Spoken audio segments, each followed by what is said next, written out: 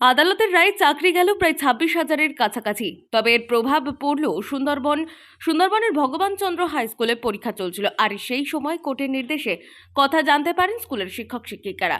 এরপর পরীক্ষা নিতে নিতে স্কুল থেকে চলে গেলেন 11 জন শিক্ষক শিক্ষিকা। তাহলে কি এতজন শিক্ষক একসাথে একই স্কুল থেকে বেরিয়ে যাওয়ার কারণে কি স্কুলের পরীক্ষা বাতিল হবে? সেই প্রশ্ন নিয়ে উঠেছে প্রশ্ন। মহামান্য সুপ্রিম কোর্টের রায় সম্পর্কে আমার কিছু বলার নেই, কিন্তু আমরা জানি না যে আগামী দিনে কিভাবে স্কুল চালানো সম্ভব। এই 11 জন শিক্ষক শিক্ষিকা এরা অত্যন্ত যোগ্য ছেলে মেয়ে। এরা প্রত্যেকেই খুব ভালো শিক্ষক শিক্ষিকা। স্কুলকে তারা সার্ভিস দিয়ে এসছে। অধিকাংশই সায়েন্সের এবং ম্যাথমেটিক্সের শিক্ষক শিক্ষিকা। তাদের ওপর ভরসা করেই স্কুলে সায়েন্স চলছে। গত 3 বছর এইচএস সায়েন্স আমরা চালাচ্ছি, খুব ভালো রেজাল্টও হচ্ছে। এবং তারা 16 সালের প্যানেলের মাধ্যমিক স্তরভুক্ত শিক্ষক শিক্ষিকা হওয়া সত্ত্বেও তারা এতটাই দক্ষ যে তারা নিজেরাই দায়িত্ব নিয়ে উচ্চ মাধ্যমিক সায়েন্সের বিজ্ঞান বিভাগটাও ওরা চালাচ্ছিল। একাধিক শিক্ষক শিক্ষিকা সায়েন্স এবং ম্যাথামেটিক্সের ছিলেন।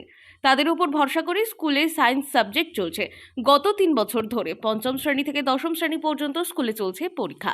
তার মধ্যেই সুপ্রিম কোর্টের নির্দেশে 11 জন শিক্ষকের চাকরি যাওয়াতে সমস্যার মধ্যে পড়েছেন কুলতলি বিধানসভার জামতলা ভগবানচন্দ্র হাই স্কুল।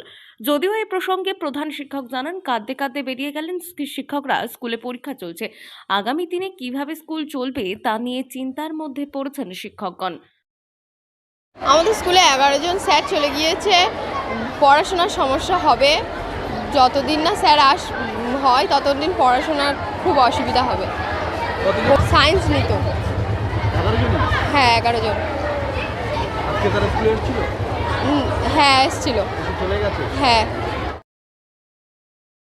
স্কুলে প্রায় 3,500 ছাত্রছাত্রী রয়েছে। কুলতলির একটা প্রত্যন্ত এলাকায় বিজ্ঞান বিভাগ কিভাবে চলবে তা নিয়ে চিন্তায় স্কুল। সুন্দরবনের প্রান্তিক এলাকায় এই স্কুল অত্যন্ত সুনামধন্য। এখানে সুন্দরবনের প্রান্তিক এলাকার বহু ছাত্রছাত্রী পড়াশোনা করে।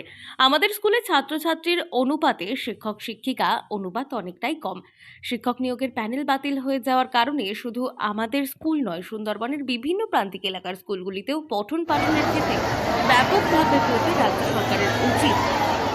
অবিলম্বে শিক্ষক নিয়োগ বিজ্ঞপ্তির মাধ্যমে রাজ্যের বিভিন্ন স্কুলগুলিতে শিক্ষক নিয়োগ। দক্ষিণ 24 পরগনা থেকে শুভম সাহার রিপোর্ট, লোকাল 18 বাংলা।